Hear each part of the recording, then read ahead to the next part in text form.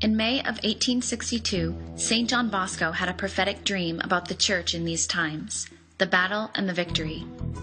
There was a vast expanse of water with an innumerable fleet of ships in battle array. The prows of these ships were formed into sharp, spear-like points, so that wherever they were thrust, they pierced and completely destroyed.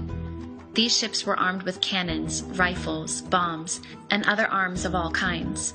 They also had books, and they advanced against a ship much bigger and higher than themselves, trying to dash against it with the prows, or to burn it, or in some way do every possible harm. As escorts to that majestic, fully equipped ship, there were many smaller ships, which received commands by signal and carried out movements to defend themselves from the opposing fleet. In the midst of the immense expanse of sea, two mighty columns of great height arose a little distance from one another.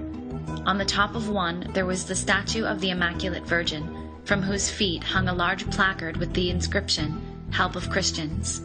On the other, which was much higher and bigger, stood a host of great size, proportionate to the column, and beneath was another placard with the words, "Salvation of the Faithful."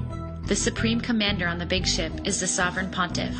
He, on seeing the fury of the enemies and the evils among which his faithful find themselves, determines to summon around himself the captains of the smaller ships to hold a council and decide on what is to be done. All the captains come aboard and gather around the Pope.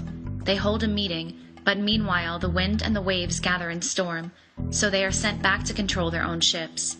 There comes a short lull. For a second time, the Pope gathers the captains together around him, while the flagship goes on its course. But the frightful storm returns. The Pope stands at the helm, and all his energies are directed to steering the ship toward those two columns, from the top of which and from every side of which are hanging numerous anchors and big hooks fastened to chains.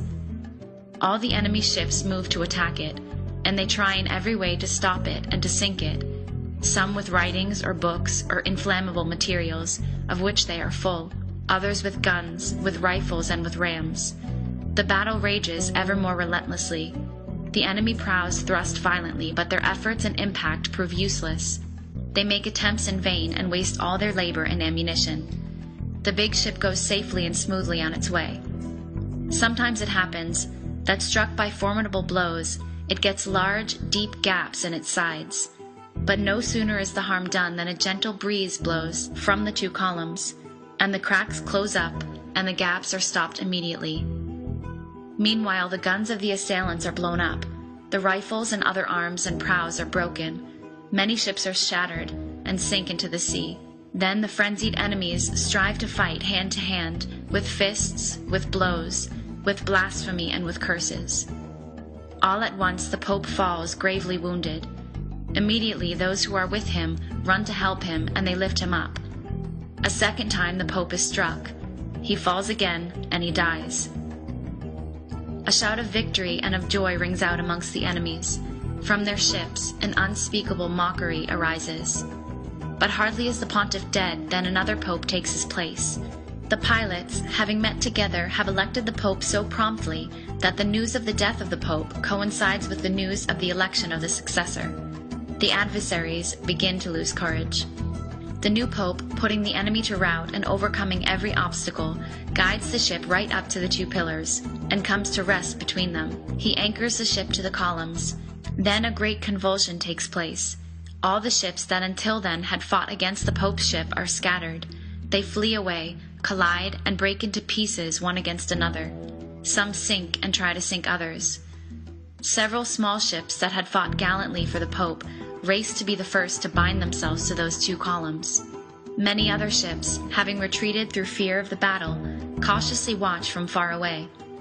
The wrecks of the broken ships, having been scattered in the whirlpools of the sea, they in their turn sail in good earnest to those two columns, and having reached them, they make themselves fast to the hooks hanging down from them, and there they remain safe, together with the principal ship on which is the Pope. Over the sea there reigns a great calm. St. John Bosco explains his dream, saying the enemy ships are persecutions. The most serious trials for the Church are near at hand. Her enemies are represented by the ships that tried to sink the ship if they could. Only two means are left to save her amidst so much confusion: devotion to Mary Most Holy and frequent communion. making use of every means and doing our best to practice them, and having them practiced everywhere and by everyone.